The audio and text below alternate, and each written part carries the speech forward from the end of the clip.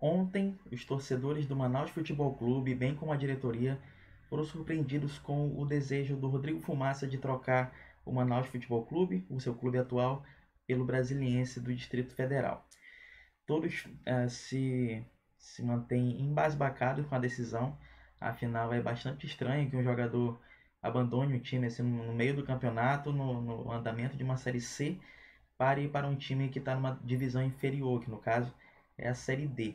O Brasiliense que recentemente dispensou o veterano atacante Marco Aurélio buscava uma peça de reposição e encontrou o Rodrigo Fumaça, que vem vivendo uma ótima fase aqui no Manaus, sendo importante puxando os contra-ataques, na criação de jogadas pela ponta direita principalmente, chegando na linha de fundo.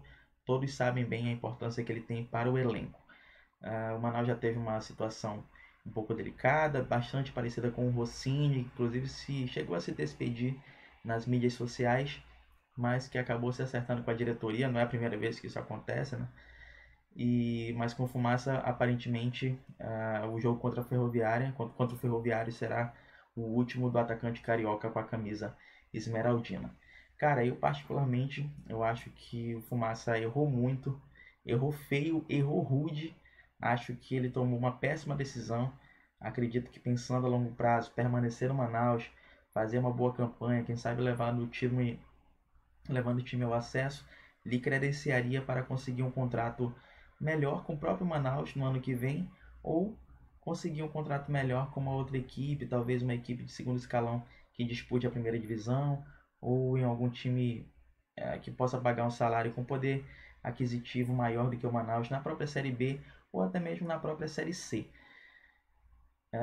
Cara, eu fiquei sem palavras. No primeiro momento, eu até me animei com a possibilidade do Manaus receber alguma compensação financeira.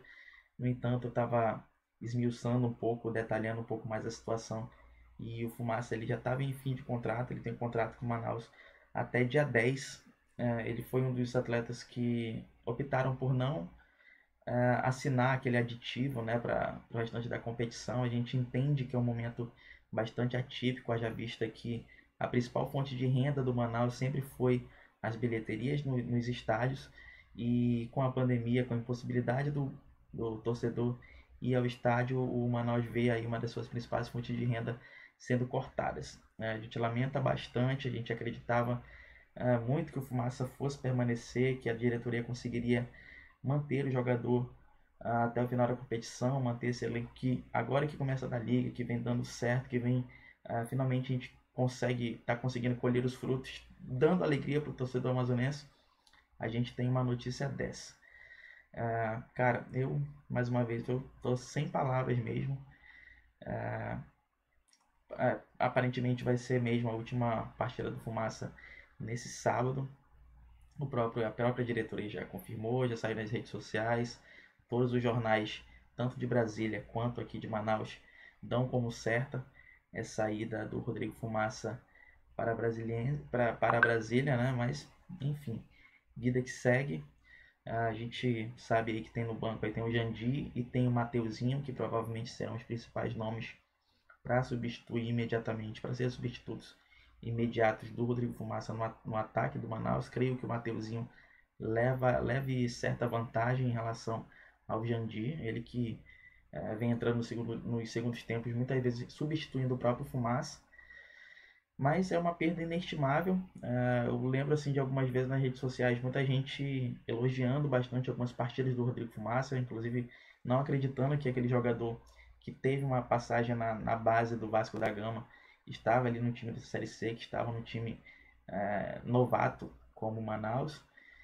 E a gente lamenta, né, que o Manaus no momento não tenha condições de cobrir a oferta do Brasiliense. O Brasiliense, que, inclusive, em alguns lugares, em alguns estados, né, motivo de chacota, é chamado muitas vezes de asiliense, né, sendo uma referência aí a um asilo.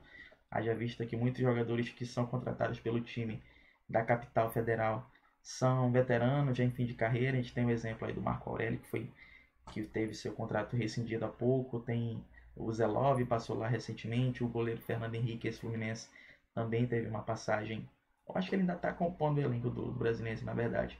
Apesar dele ter sido um destaque no Campeonato Paulista desse ano, mas qualquer forma, é um jogador que está mais para o final da carreira do que para o início. E a gente se surpreende também por isso, pois o Fumaça é um jogador de 25, 26 anos, então ainda tem muita lenha para queimar.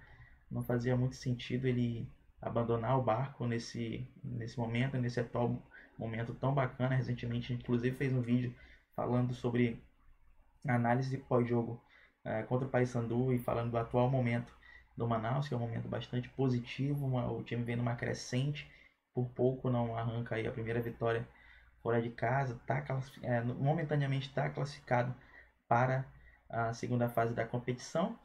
Mas de qualquer forma, vamos ter que confiar a princípio no plantel que nós temos, né?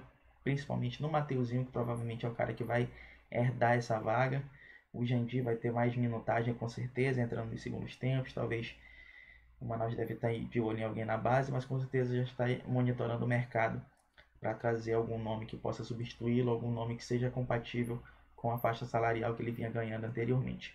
Então fica aqui nosso lamento, muito entristecido mesmo com essa decisão do Rodrigo Fumaça, mas vida que segue. Sábado temos um jogo importantíssimo, confronto direto contra o Ferroviário aqui em Manaus. Mais uma vez a gente precisa fazer valer o mando de campo, a gente tem que ganhar essa partida. É o famoso jogo de 6 pontos, como diria o professor Luxemburgo.